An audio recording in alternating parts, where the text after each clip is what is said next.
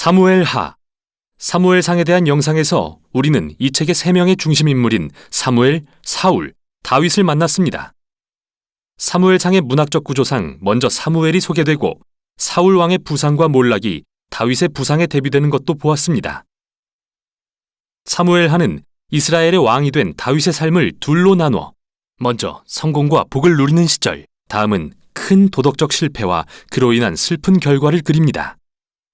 그리고 잘 짜여진 결론에서는 다윗의 삶의 선과 악을 되짚어보고 그의 가문에서 나올 미래의 왕에 대한 소망을 심으며 마무리합니다. 사무엘하는 사울의 죽음으로 시작되는데요. 다윗은 자기를 죽이려 했던 장본인의 죽음을 애도하는 장문의 시로 모두를 놀라게 합니다. 다시 한번 저자는 다윗의 겸손하고 긍휼한 품성을 보여주며 자기 원수의 죽음조차 슬퍼하는 사람으로 그립니다. 이후 다윗은 성공과 하나님의 복을 누리는 시절을 경험합니다. 온 이스라엘이 다윗에게 와서 모든 지파를 통일하고 자신들의 왕이 되어달라고 간청하죠. 왕이 된 다윗이 맨 처음 한 일은 예루살렘을 정복하고 이스라엘의 수도로 삼아 시온으로 이름을 바꾼 것입니다. 그때부터 그는 수많은 전투에서 승리하며 이스라엘의 영토를 넓혀갑니다.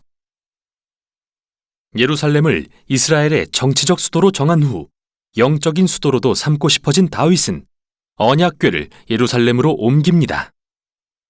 사무엘하 7장에서 그는 하나님께 이스라엘은 이제 거할 집이 있는데 하나님의 임재도 영구히 거하실 집이 필요하다면서 이스라엘의 하나님의 성전을 지어드려도 되냐고 여쭙니다. 그러나 하나님은 내 생각은 고맙지만 오히려 내가 너의 집, 즉 왕조를 세울 것이라 말씀하시죠. 사무엘하 7장은 성경 전체의 줄거리를 이해하는 데 핵심이 되는 장입니다. 왜냐하면 하나님께서 다윗에게 그의 왕가에서 미래의 왕이 나올 것이며 그가 이 땅에 하나님의 성전을 짓고 영원한 나라를 세울 것이라 약속하시기 때문이죠. 그리고 다윗에게 주신 메시아에 대한 이 약속은 이후 시편과 선지서들에서 더욱 발전됩니다. 또 이 왕은 하나님이 아브라함에게 하신 약속과 연결되는데 미래의 메시아의 나라를 통해 열방에 복을 베푸실 것이기 때문이죠. 그런데 하나님이 복을 베푸실 것을 약속하신 바로 이때 일이 심각하게 꼬이고 맙니다. 다윗이 저지른 치명적인 실수로 인해 우리아라는 소중한 병사가 희생됩니다. 다윗은 그의 옥상에서 우리아의 아내 밧세바가 목욕하는 걸 보고 그녀를 불러 동침하여 아이가 생깁니다. 그러자 그걸 감추기 위해 우리아를 살해한 뒤 그녀와 결혼하죠. 끔찍합니다.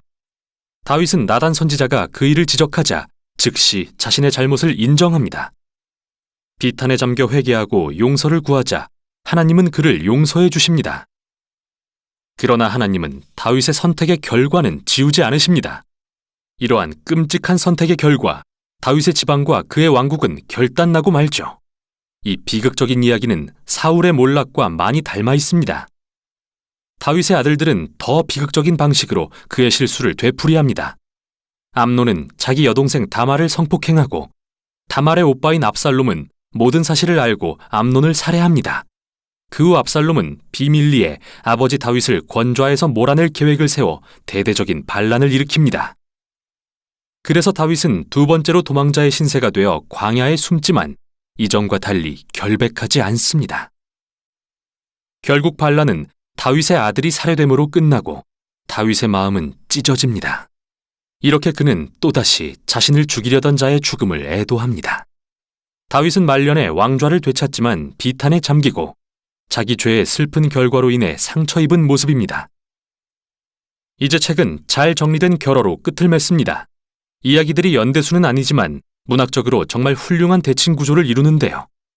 바깥의 두 이야기는 다윗의 통치 초기 이야기인데 사울과 다윗의 실패를 비교하고 어떻게 그들의 잘못된 결정이 다른 사람들에게 상처를 입혔는지 보여줍니다. 안쪽의 두 이야기는 블레셋 족속과 싸운 다윗과 그의 용사들에 대한 이야기입니다. 흥미롭게도 두 부분 다 전투에서의 다윗의 약점을 들춰냅니다. 1장부터 9장에 승리하던 다윗과 반대로 이제는 남의 도움에 의존하는 연약해진 다윗을 봅니다. 결어 중앙의 두 편의 시는 다윗이 자기 인생을 돌아보며 쓴 회고록과 같은데요. 그는 은혜의 하나님이 그를 위험에서 구해주셨던 때를 기억하며 그와 그의 집안을 향한 언약의 약속에 신실하신 하나님을 찬양합니다.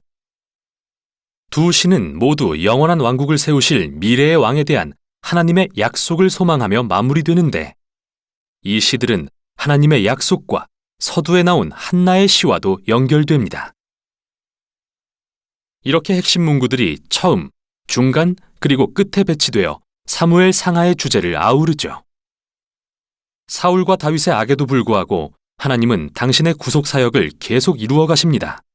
하나님은 다윗과 사울의 교만은 낮추셨지만 다윗이 겸손할 때 그를 높이셨습니다. 이 책의 미래에 대한 소망은 다윗을 훨씬 넘어서는 것인데요. 그것은 미래의 메시아 왕이 오셔서 하나님의 나라를 세우고 열방에 복을 베푸실 것에 대한 소망입니다. 여기까지가 사무엘 상하였습니다.